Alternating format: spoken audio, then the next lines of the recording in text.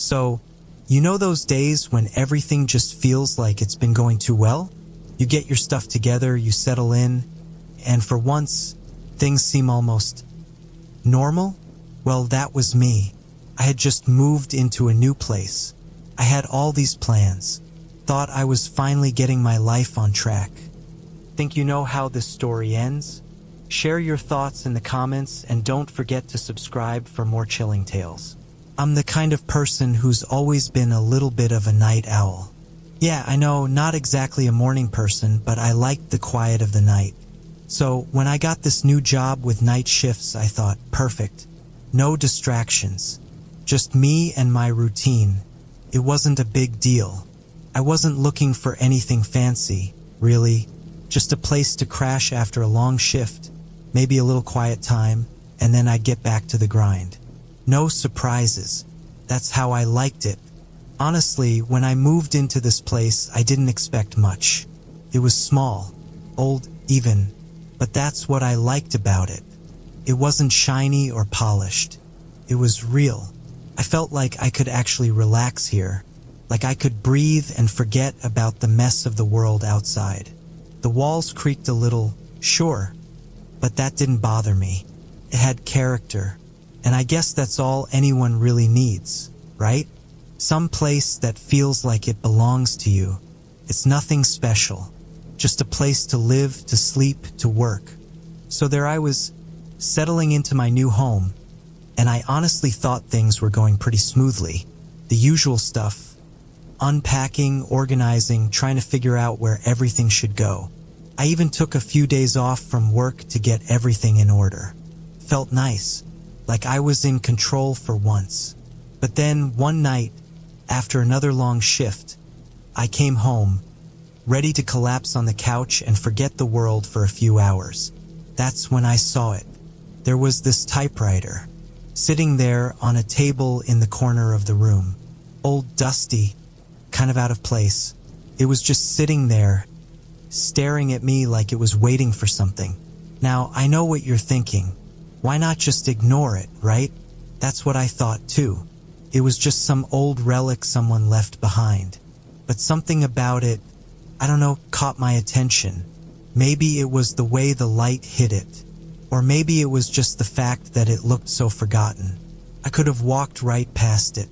But I didn't. I thought, what could it hurt? It's just an old typewriter. I sat down at the desk, wiped off the dust, and just stared at the keys for a minute. They looked so unused. The kind of keys that probably haven't been pressed in years. And then, without really thinking about it, I started typing. The first word was just random. Something dumb. Just to see if the thing still worked. It wasn't like I expected anything crazy to happen. But when I hit the spacebar, something strange happened. I looked at the paper, and there it was. A message. It wasn't from me, and that's when I should have stopped. But I couldn't. The message, it was from someone who wasn't there anymore. At first, I thought it was just a coincidence.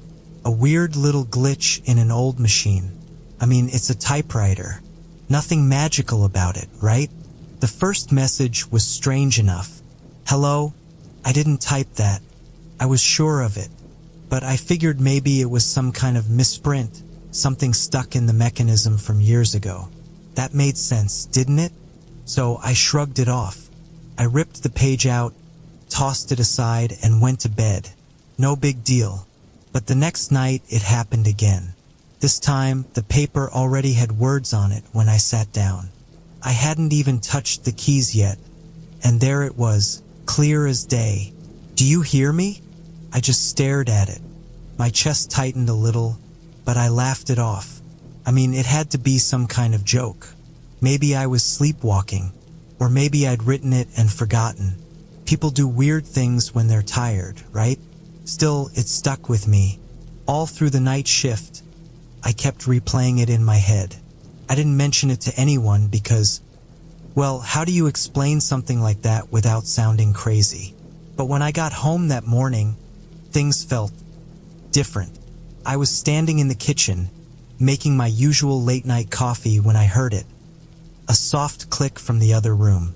It wasn't loud, just faint enough to make me freeze mid-pour. The typewriter.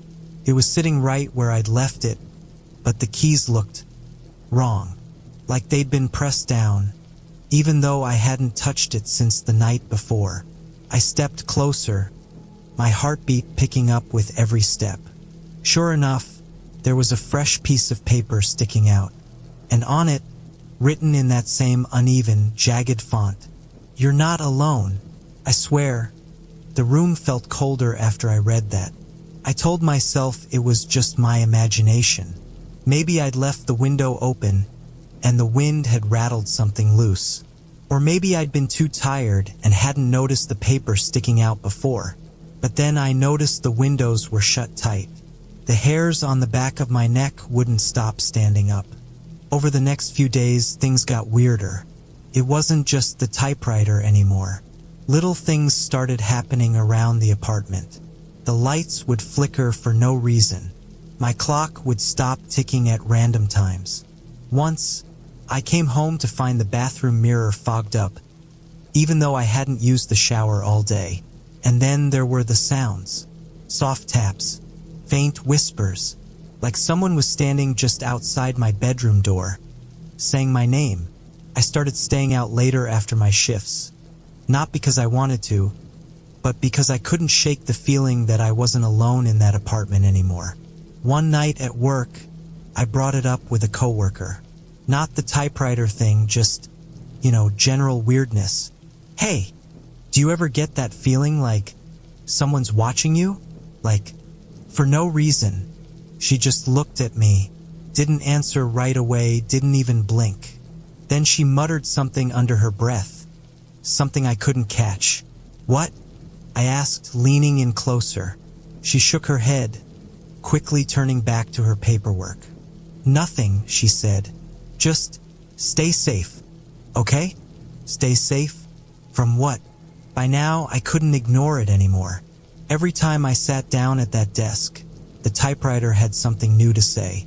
The messages were short, but they weren't random. They knew things about me, stuff no one else could know. The last message I got before I finally snapped was just one word: run. I didn't run, though. Not yet. That night, I couldn't sleep. My mind wouldn't stop racing. The messages from the typewriter, the strange things around the apartment, the way my coworker had acted. It all felt connected somehow, though I couldn't figure out how. Every time I closed my eyes, I felt like I was being watched. The air in the room felt heavy, pressing down on my chest. I kept telling myself it was all in my head, but it didn't feel that way. Then, around 3 a.m., I heard it again. The sound of keys being pressed. It wasn't loud, just soft little clicks, like someone trying not to be heard. My stomach sank. I wasn't even in the same room as the typewriter.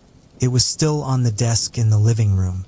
I stayed frozen in bed, clutching the blanket like it was some kind of shield. The sound stopped for a moment, and I thought maybe I'd imagined it. But then I heard something worse. Footsteps. Slow. Deliberate. They moved from the living room toward the bedroom. Couldn't breathe. My chest felt like it was caving in.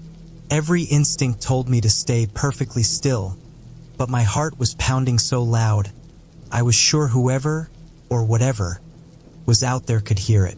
I don't know how long I stayed like that, but eventually, the sound stopped.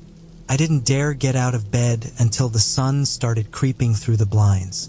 When I finally worked up the nerve to check the typewriter, there was another message waiting for me. "Why won't you listen?"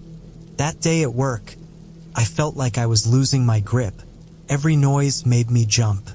Every shadow out of the corner of my eye felt like it was moving.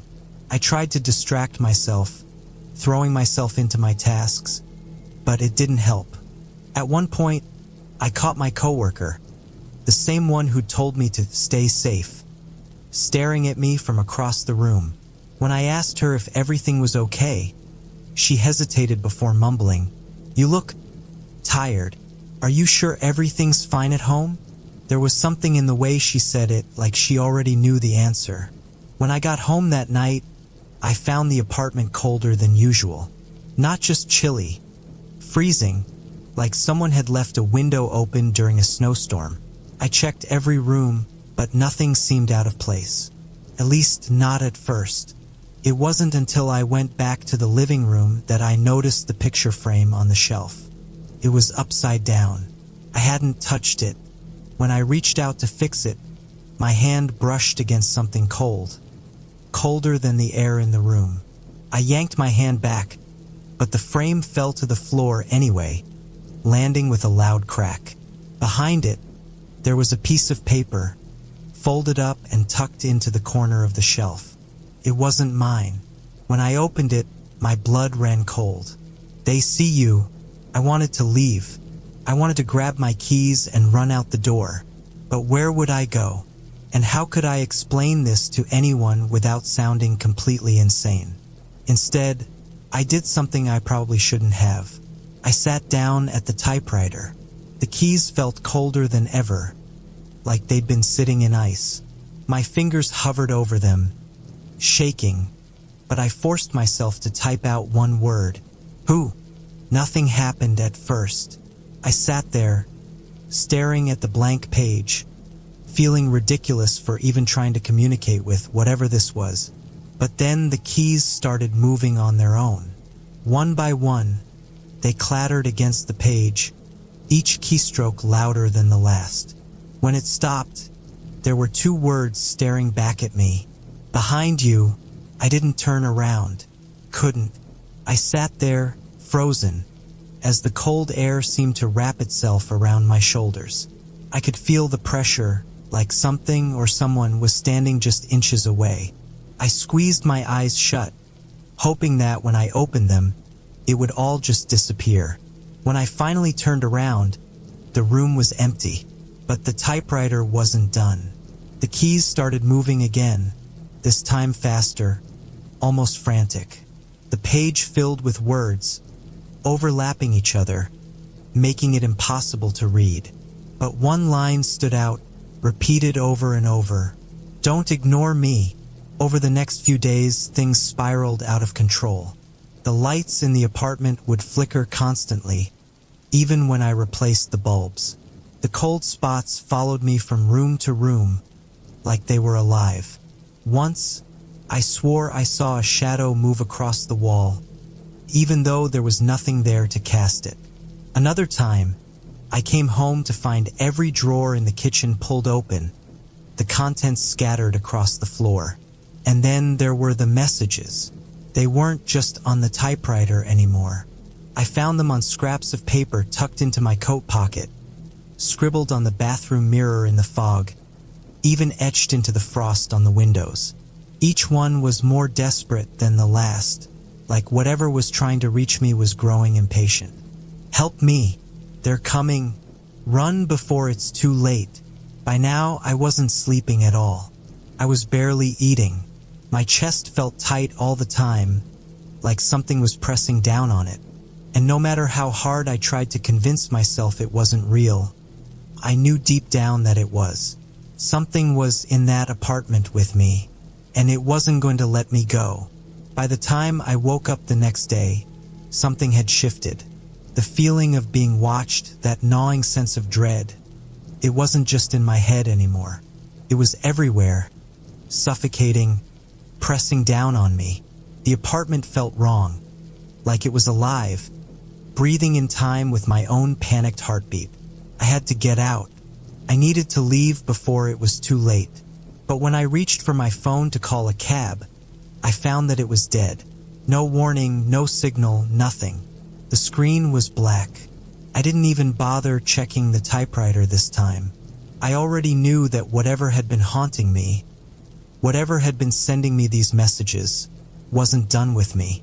I threw on my jacket, grabbed my keys, and bolted out of the apartment. I didn't care where I went. I just needed to get as far away as possible.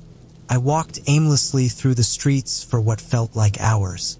The cold wind nipped at my skin, but it wasn't the cold I was worried about. The unease I had been feeling for days now had transformed into full-blown panic. Every corner I turned, every shadow I passed, felt like it was hiding something waiting for me. I kept glancing over my shoulder, half expecting to see someone or something following me, but it was always just empty streets. I hadn't realized how far I'd walked until I found myself standing in front of a park. The trees were bare, their branches reaching out like twisted fingers, and the ground was covered with dead leaves, crunching beneath my feet as I stepped forward. There was a bench near the center of the park, bathed in the weak light from a nearby street lamp. I don't know why, but I walked toward it, my feet moving almost on their own. That's when I saw it. At first, I thought it was just a trick of the light, a shadow playing with my mind. But as I got closer, I realized it wasn't. Sitting on the bench was a figure. It was tall, unnaturally so. Its form was blurred, like I couldn't focus on it, no matter how hard I tried. It was wearing a long coat, but the details kept shifting. One moment it was buttoned up, the next, the coat was open and billowing around it, like it was caught in an invisible wind. I stopped in my tracks, my heart pounding in my chest. I wanted to turn around, to run as fast as I could, but my legs wouldn't move. The figure hadn't noticed me yet, or at least I thought it hadn't. Then it turned its head, slowly, almost deliberately. The face, it wasn't like anything I had ever seen before. It was pale, too pale, with eyes that were black pits, empty and hollow, like they could stare straight into your soul. Its mouth was slightly open, but there was no sound, no breath, just a sickening silence. I felt the hairs on the back of my neck stand up, and my body tensed, ready to run. But my feet were frozen in place. And then it spoke. Its voice was soft at first, almost a whisper, but it was enough to send a chill down my spine. "You shouldn't have come here." The words didn't make sense. I didn't understand. Why would it say that? I hadn't even come to the park on purpose. But before I could process anything, the figure stood up. It moved so quickly that I didn't even see it happen. One moment it was sitting there, and the next it was right in front of me, towering over me. I stumbled backward, my breath coming in short gasps, but the figure didn't move. It stayed still, watching me with those dark eyes. My heart was hammering in my chest, but it wasn't the fear that scared me the most. It was the overwhelming sense of knowing. I knew what this thing was, what it represented. It wasn't just a person, not even human. It was the thing that had been following me. The one behind the typewriter, the one sending the messages. And it wasn't going to let me go. I turned to run, but the world seemed to spin. The ground beneath me felt unstable, like I wasn't standing on solid ground. The air was thick, suffocating, pressing in on all sides. Couldn't breathe. Couldn't think. I could only feel the panic rising, the desperate urge to get away. But then a hand, no, a cold skeletal hand, shot out and grabbed my arm. I screamed, but the sound was muffled, like it was swallowed by the air itself.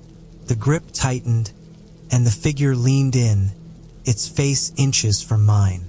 The breath it took was cold, like ice against my skin. "I warned you," it whispered, its voice now sharp, like the scraping of nails on glass. I struggled to break free, but the hand didn't let go. It was too strong, too unnatural. "You don't belong here," it hissed. And that's when I realized the truth. It wasn't just haunting me. It was feeding on my fear. It had been all along. The more I struggled, the stronger it became. My body felt weak, my limbs heavy, like I was losing control. Everything around me began to distort, twist. The trees in the park blurred and melted into each other, their shapes bending in unnatural ways. The ground beneath me cracked, and I could hear something moving, scraping at the surface. I didn't want to look, couldn't, but I had to. I turned my head just in time to see the shadows rise from the ground. They weren't just shadows. They were shapes, monstrous and contorted, stretching toward me. The shadows weren't just dark. They were alive. They had form, they had hunger, and they were coming for me. I fought to breathe, the air thick and suffocating around me. The shadows stretched, distorting into grotesque shapes that crawled toward me like insects. They slithered, reached out, and began to close in on all sides. I could feel their cold fingers, icy tendrils grazing my skin, sending shivers of pure terror through my body. But the hand that gripped my arm was the worst part. It felt like death itself was holding me in place. The thing's cold, unnatural breath tickled my ear, and its whisper slithered through my thoughts. This is where it ends.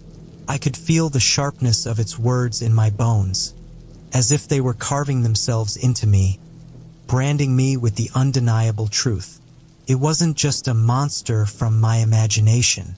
It wasn't some random occurrence. This was what had been waiting for me. The shadows began to form into something else, something even darker. As they twisted and melded into one solid mass, I could make out faces. No, not faces, but empty spaces where faces should have been. The figures were screaming silently, their mouths frozen in silent terror, their eyes wide with unseeing emptiness. Help! Help me! I heard faint cries, but they weren't from anyone I knew. These were the voices of the forgotten, the lost souls who had crossed over to whatever this place was. They were caught in limbo, stuck between worlds, trapped in this twisted nightmare. I couldn't move.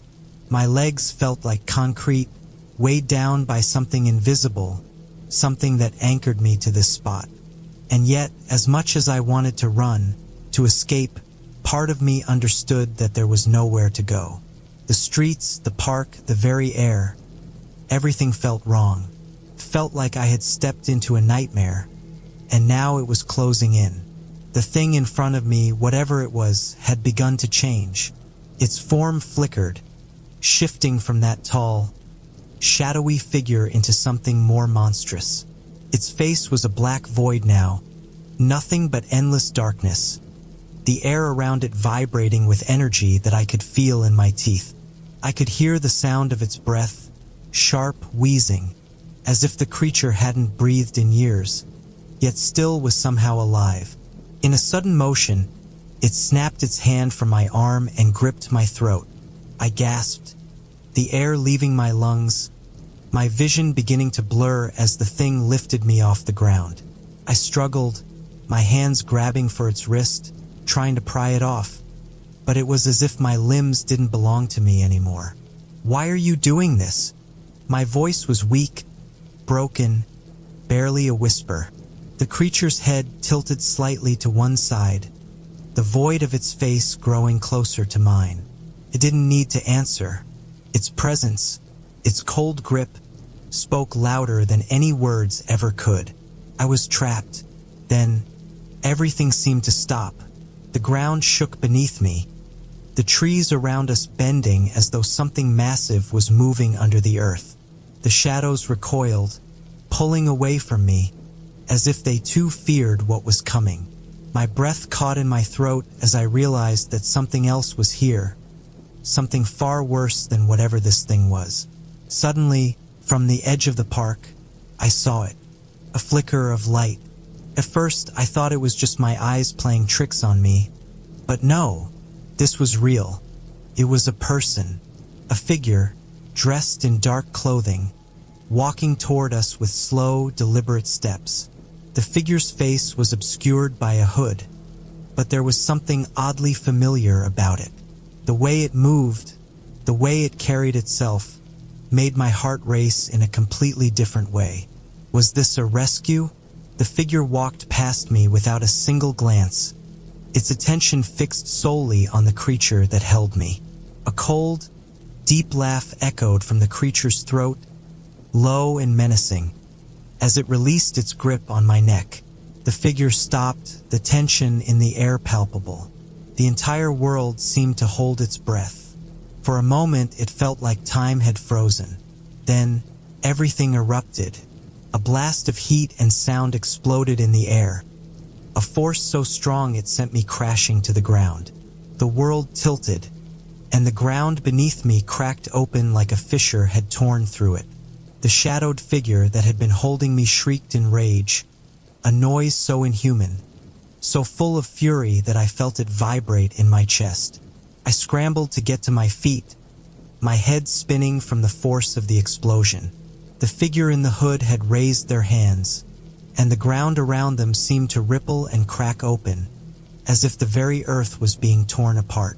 I could see the shadows recoiling from them, retreating into the darkness, their forms warping and breaking apart like they couldn't exist in the same space. And then, suddenly, I understood. This wasn't a person. Not entirely. This was something otherworldly, something ancient, something that had come to fight whatever the thing in front of me was. I stood there, still dazed from the blast, trying to process what was happening. The two forces were clashing, a war of darkness and light, of entities from worlds beyond. The figure in the hood, moving with the precision of something beyond human, threw the shadows back with ease, and the thing that had haunted me screeched in anger, lashing out in every direction. But it was losing. It was weakening, pulling back, its power diminishing with every strike the figure in the hood made. My heart raced. Was I witnessing a battle between forces far beyond me? And then, just as quickly as it had begun, it was over. The figure in the hood stood victorious, but there was no triumph in their posture. No joy. They were simply watching. The thing that had tormented me lay in a heap on the ground, broken, motionless, its form now nothing more than a lifeless heap of shadows. The world seemed to return to normal, the air lighter, the sky less oppressive. But I knew deep down that it wasn't really over. Not yet. But for the first time, I felt a flicker of hope. The world around me slowly started to return to normal. The oppressive weight in the air seemed to lift, the eerie whispers fading into nothingness. The shadowed figure in the hood was gone, leaving only the remnants of their presence in the stillness. My body trembled, not just from the physical exhaustion, but from the haunting realization that I had been so close to losing everything. I stumbled away from the park, the ground beneath me uneven as I tried to make my way home. The streets, once filled with an unsettling energy, now felt eerily quiet. People walked by, none the wiser to what had transpired, their footsteps light and carefree. It was as if I had stepped into another world, where the horrors I faced had no meaning to anyone but me. I kept telling myself that I was free, that I had survived, but the nagging feeling wouldn't go away. Had I really escaped? Was it over? Or was it just waiting for me to let my guard down? As I reached my apartment, I felt the familiar sense of comfort wash over me. At least, that's what I told myself. I walked through the door, the mundane surroundings a sharp contrast to the chaos I had just endured. The normal hum of my refrigerator, the quiet buzz of my lamp, everything felt normal. But something wasn't right. The shadows in the corners of the room seemed deeper, stretching longer than they should. I tried to ignore it. I told myself it was just my mind playing tricks, that I was imagining things. But the unease lingered. It's just the shock, I told myself. I just need to sleep. But sleep didn't come. I lay in bed, staring at the ceiling, my mind racing through everything that had happened. The figure, the creature, the force that had intervened. It all felt too surreal. Was it all in my head? I had no answers, just more questions, more fear. I kept replaying the encounter in my mind, piecing together the moments that led up to the battle, the strange figure in the hood, and the overwhelming presence of darkness that had surrounded me. I thought about the people I had seen in the park, those faces. Were they real or just figments of my imagination? And the figure in the hood, who were they? Was I meant to understand something I couldn't quite grasp? Or had I just been caught in a battle between forces I wasn't meant to interfere with? The longer I lay there, the more the silence felt like a trap, like something was waiting in the shadows. I closed my eyes, trying to force myself to rest, but every time I did, I saw flashes of the darkness, the distorted faces, the monstrous creature that had nearly claimed me. Then came the noise, a soft tapping, almost like fingers drumming against a window pane. I sat up instantly, heart racing. I tried to shake it off. It's just the wind. It's just a tree branch brushing against the window, I reasoned. But the sound continued, closer now. It was coming from inside the room. I looked around frantically, the unease flooding back. There was nothing there, just the stillness, the silence, the familiar setting of my room. But then I saw it, the typewriter, the old, dusty typewriter I had found earlier. It was sitting on the table in plain view, yet I was sure I hadn't left it there. My pulse quickened as I approached it, my breath shallow. I reached out to touch it, and instantly, a chill ran through my fingers, as if the machine itself had turned cold in my hands. Suddenly, the keys clicked. One by one, they began to type, as if someone or something was using it without touching it. Is someone there? I froze. The message was simple, direct, but it sent a wave of terror through me. My body went rigid, the air around me freezing cold. The screen flickered once more, and another message appeared. You're not alone. My breath caught in my throat. I wanted to scream, to throw the typewriter out of the window, but I couldn't. I was rooted in place, caught between the fear and the bizarre reality of what was happening. I grabbed the typewriter, trying to pull it away from the table, but it was stuck. The keys jammed, and the machine seemed to resist. I pulled harder, panic rising. With a sudden yank, I wrenched it free.